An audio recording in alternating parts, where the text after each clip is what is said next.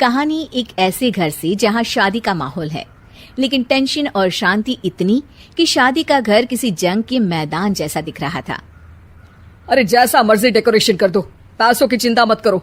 इतना पैसा जब लड़के वालों को दे दिया तो फूल वालों को देने में मुझे क्या दिक्कत है? अरे धीरे बोलो ना, साफ लग रहा है कि फ्रस्ट्रेटेड हो। अरे तुम तो चुप ही रहो। एक बेटी संभाल नहीं पाई।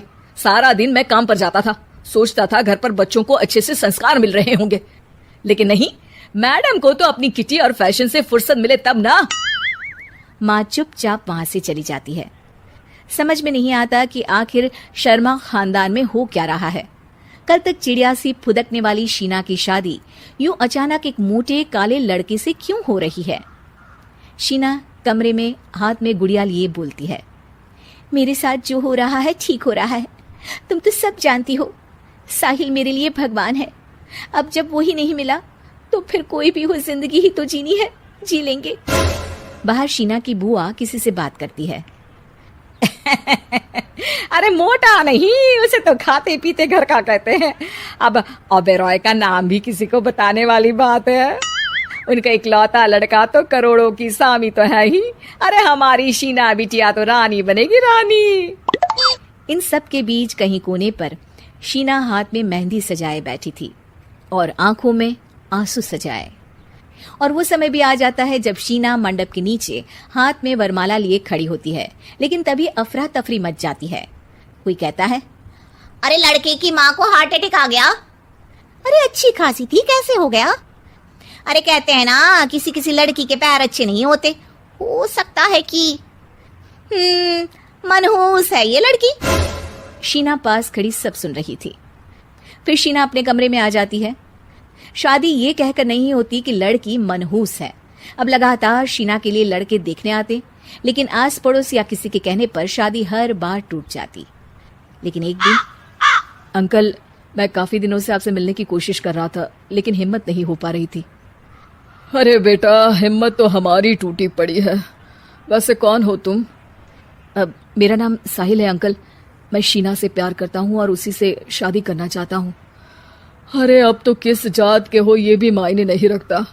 बेटा, मेरी बेटी मनहूस है। ये सब कहते हैं कि इसीलिए उसकी शादी नहीं हो पा रही। अगर तुम शादी करने को तैयार हो तो ठीक है। शीना की शादी साहिल से हो जाती है। अगले दिन साहिल की माँ का देहांत हो जाता है और एक बार फिर लोग शीना को अपशकुनी कहने लगते हैं। अरे खा गई दीदी को ये। अरे क्या जरूरत थी साहिल किसी मनहूस को घर लाने की? पर बुआ, माँ की तो तबीयत पिछले कई साल से खराब थी। डॉक्टर्स ने जवाब दे दिया था। क्या पता ये भी उनका सौभाग्य हो कि वो बहू का मुंह देख पाई। अरे बहू का मुंह देख पाई, या ये कह लो कि बहू का मुंह देखते ही स्वर्गलोक सिधार गई। खैर, हमें क्या, घर तुम्हारा है, हम तो चले। अब शीना को खुद पर ही शक होने लगता है कि कहीं सच में वो अपशकुनी तो नहीं।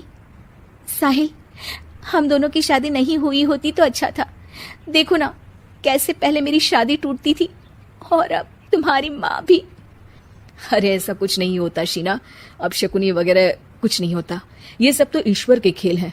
वो शादी तुम्हारी इसलिए टूट गई क्योंकि तुमको मेरी पत्नी बनाना था, और माँ का जाना तो तय था। वो काफी बुजुर्ग थी, साथ ही एक ऐसी बीमारी से जूझ रही थी जिसमें डॉक्टर्स भी उन्हें नहीं बचा पाते। शीना साहिल की बात सुनकर तसल्ली कर लेती है और वहां से चली जाती है। अगले दिन, शीना, अरे ओ शीना। क्या हुआ? उफ, कहीं फिर मेरी वजह से कोई नुकसान? अरे नहीं नहीं शीना, तुम जानती हो, जिस प्रॉपर्टी के केस को हम बरसों से लड़ रहे थे उस पर फैसला आ गया, वो भी हमारे हक में। अब हम करोड़पति हो गए शीना। शीना शांत रहती है। अरे क्या हुआ? करोड़ पत्नी बनकर तुमको खुशी नहीं हुई? शीना की आंखों में पानी आ जाता है। चलिए जी, कुछ तो अच्छा हुआ मेरी जिंदगी में आकर आपके साथ। साहिल शीना को गले लगाकर कहता है, मेरी नई नौकरी भी तुम्हारे ही आने से लगी। ये प्रॉपर्टी का केस जीता, सब कुछ तो तुम्हारे आने के बाद ही हुआ। फिर तुम मनहूस कैसे? ये सुनकर शीना खुश हो जाती है।